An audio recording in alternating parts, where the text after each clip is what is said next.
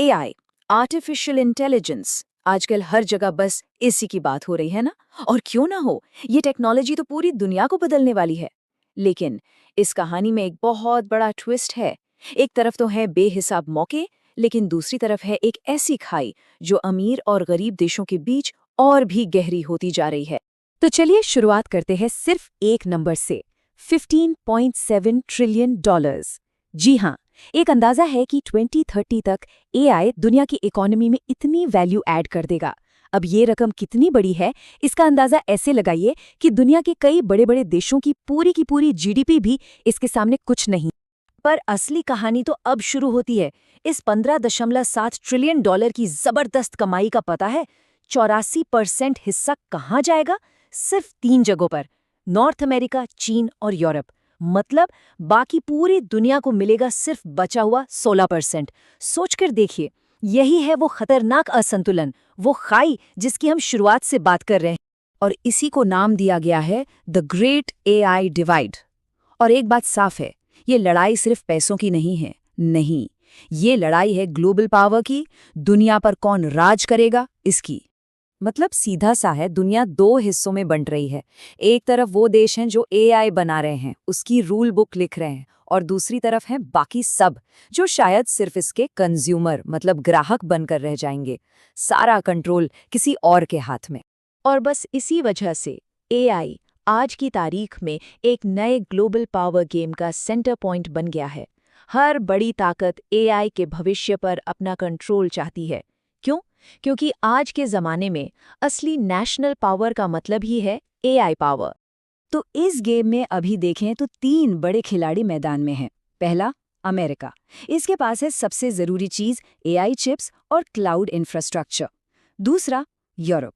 ये लोग नियम और कानून बनाने में माहिर हैं, एआई के लिए एथिकल स्टैंडर्ड्स सेट कर रहे हैं। और तीसरा है चीन, जिसने अपने ही देश में एक ज़बरदस्त सेल्फ सफिशिएंट एआई इकोसिस्टम तैयार कर लिया है। अच्छा, तो ये तो हो गई महाशक्तियां, लेकिन इनके बीच ग्लोबल साउथ के देश यानी विकासशील देश, वो कहाँ हैं? उनके सामने सबसे बड़ी चुनौती है पैसे की यानी कैपिटल की, और उससे भी ज़्यादा कंप्यूटिंग पावर की। और जब आपके पास ये दोनों ही चीज़ें ना हों तो आप इस रेस में बराबरी से दौड़ ही नहीं सकते। लेकिन इस पूरी तस्वीर को बदलने के लिए अब एक नया खिलाड़ी सामने आ रहा है, और वो है भारत। आज भारत एक बहुत ही यूनिक, एक बहुत ही स्ट्रेटेजिक पोजीशन में है।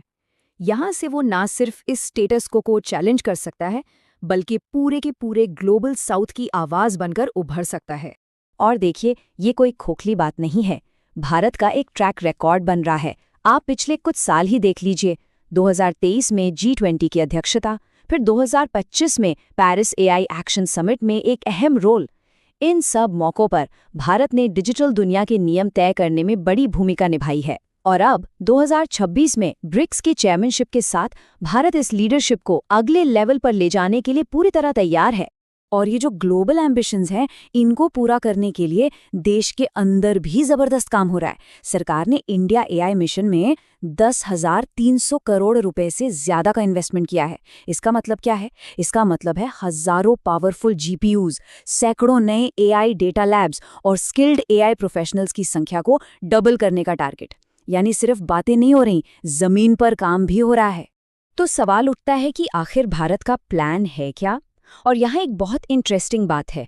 भारत का इरादा एक और एआई सुपर पावर बनकर दूसरों से मुकाबला करने का नहीं है। नहीं, इसका प्लान है सहयोग का, कोलैबोरेशन का, एक ऐसा मॉडल बनाने का जिसमें पूरा ग्लोबल साउथ मिलकर आगे बढ़े। और इस मॉडल के 3 बहुत ही क्लियर पिलर्स हैं। स्टेप 1, अपनी रिसर्च और नॉलेज को एक दूसरे के साथ शेयर करना। स्टेप 2, जो कंप्यूट पावर और डेटा बहुत महंगा है उसे सबके लिए सस्ता और एक्सेसिबल बनाना। और स्टेप 3, एक ऐसा गवर्नेंस फ्रेमवर्क बनाना जो सेफ हो, ट्रांसपेरेंट हो और सबके हक में काम करे। आप देखिए, ये एक बहुत ही प्रैक्टिकल और डाउन टू अर्थ अप्रोच है। और ये जो कोट है, ये भारत की पूरी फिलॉसफी को एक लाइन में बता देता है कि हमारा लक्ष्य एआई को कंपटीशन का एक और टूल बनाना नहीं है, बल्कि इसे सबके विकास का, एक सस्टेनेबल डेवलपमेंट का मीडियम बनाना है। तो विजन तो बहुत अच्छा है, लेकिन अब वक्त आ गया है बातों से आगे बढ़ने का, विजन को एक्शन में बदलने का।